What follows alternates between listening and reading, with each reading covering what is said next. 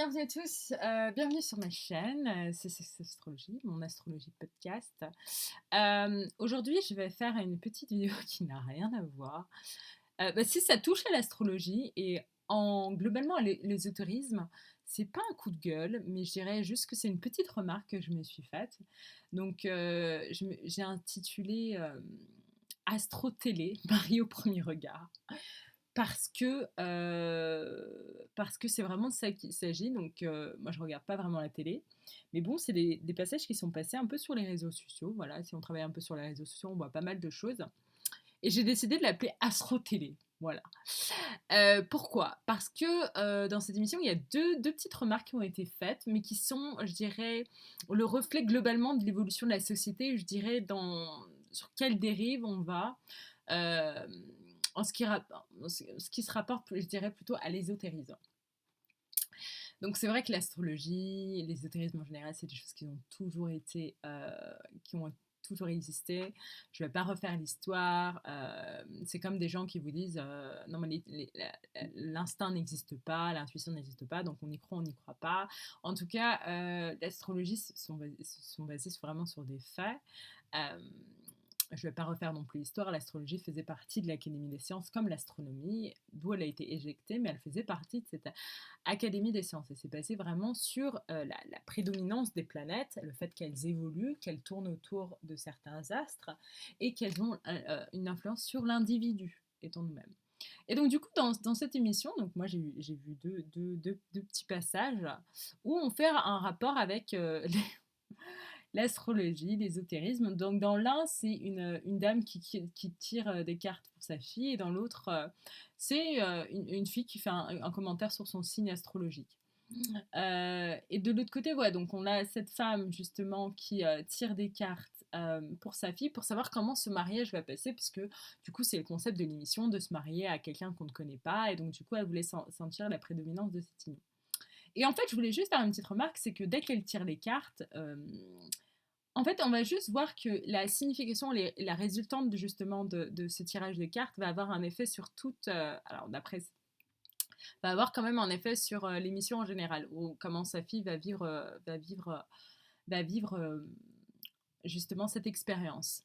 Mais je trouve juste que la manière, et ce sera ma première remarque, la manière dont ça a été tourné, je suis désolée, mais ça montre vraiment.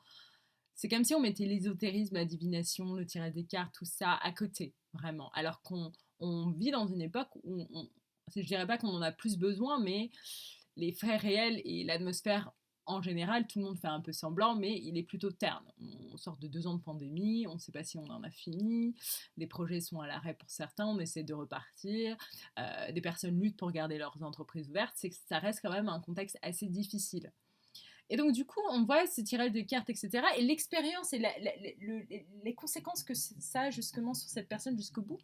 Et je me suis fait la réflexion, je me suis dit, mais quand même, ça donne pas une bonne image, en fait. Ça donne pas une image, ça donne une image comme si ce tirage de cartes, c'était juste voilà, c'était un petit préjugé sur la personne qu'elle va rencontrer, qu'elle ne connaît pas.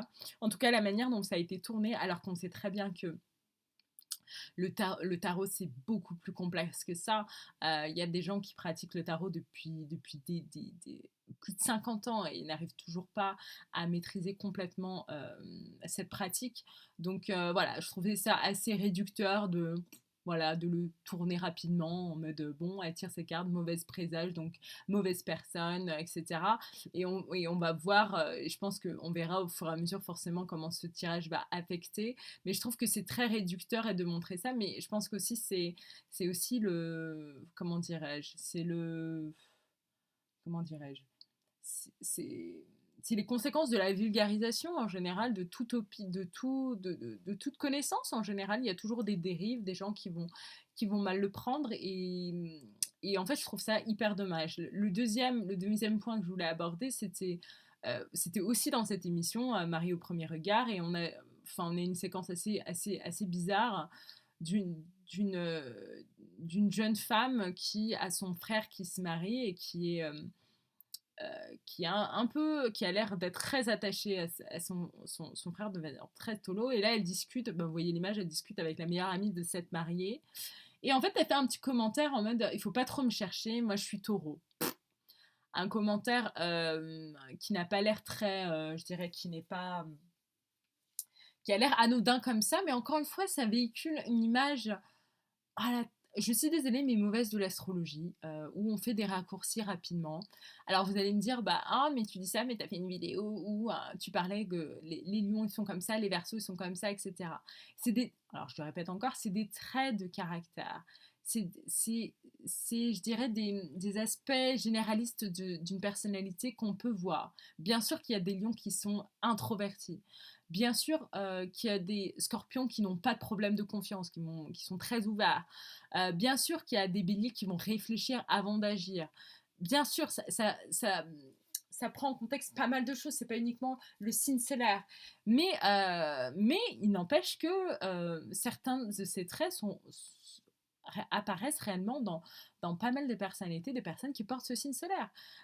Donc on essaye le moins possible en tant que personne qui parle un peu d'astrologie, de limiter les dégâts et d'essayer de faire confiance, mais en fait, on a toujours cette vulgarisation. Les personnes prennent justement la connaissance comme elles le souhaitent.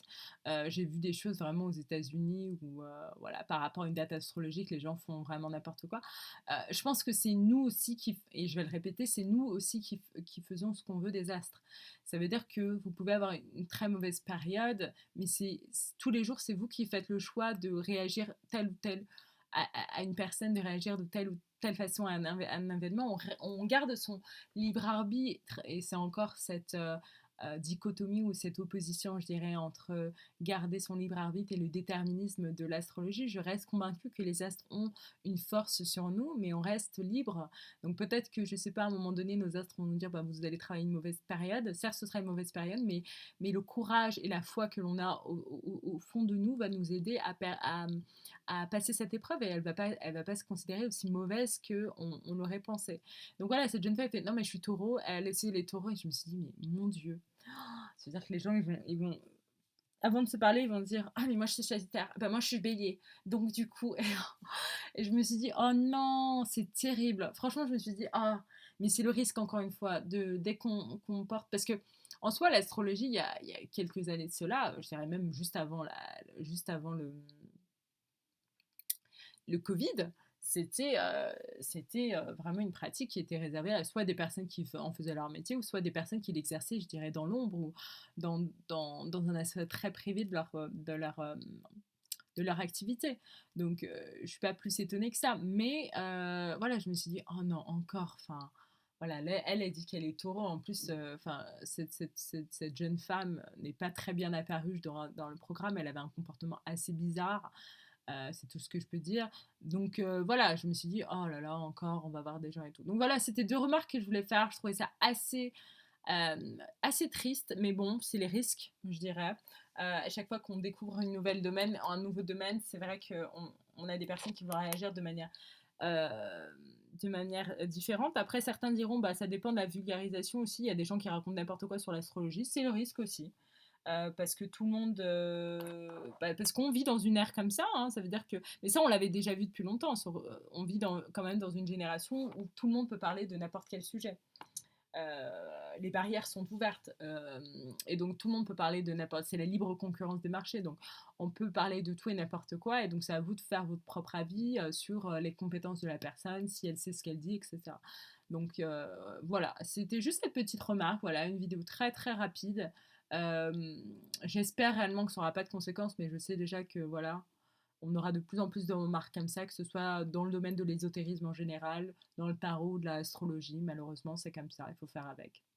Je vous remercie de votre attention. Si vous aimez toujours les vidéos sur cette chaîne, vous pouvez mettre un pouce vers le haut et vous abonner. Au revoir.